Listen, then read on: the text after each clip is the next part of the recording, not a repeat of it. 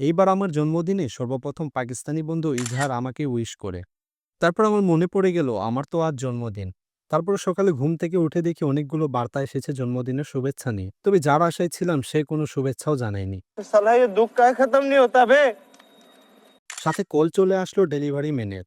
তারপর মেইন গেটে গিয়ে দেখি কেক নিয়ে দাঁড়িয়ে আছেন ডেলিভারি ম্যান। কেক হাতে নিয়ে দেখি জন্মদিনের শুভেচ্ছা এবং সেই সাথে অসাধারণ একটি কেক। আজকের সকালটা যেন আনন্দে ভরে গেল। তারপর কেক হাতে নিয়ে দেখি এক চাইনিজ মেয়ে বন্ধু আমার জন্য পাঠিয়েছে। আমি তো খুশিতে লাল হয়ে গেলাম। हरामी हो बेटा। সে আমাকে বলেছে, বাসা থেকে অনেক দূরে আছো, পরিবারের সাথে তো সম্ভব না উদযাপন করা।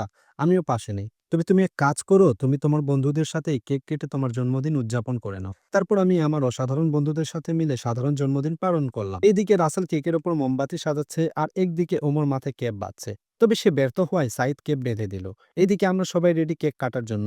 কেক কাটা শেষ হয়ে যাওয়ায় সকলকে কেক খাওয়াই দিচ্ছে রাসেল। তো এইভাবে আমার জন্মদিন হঠাৎ করে পালন করলাম। মহান আল্লাহর দরবারে লাখ লাখ কোটি কোটি শুকরিয়া আমাকে এত সুন্দর জীবন উপহার দেওয়ার জন্য। আলহামদুলিল্লাহ। ভিডিও ভালো লেগে থাকলে লাইক, কমেন্ট করে দিন।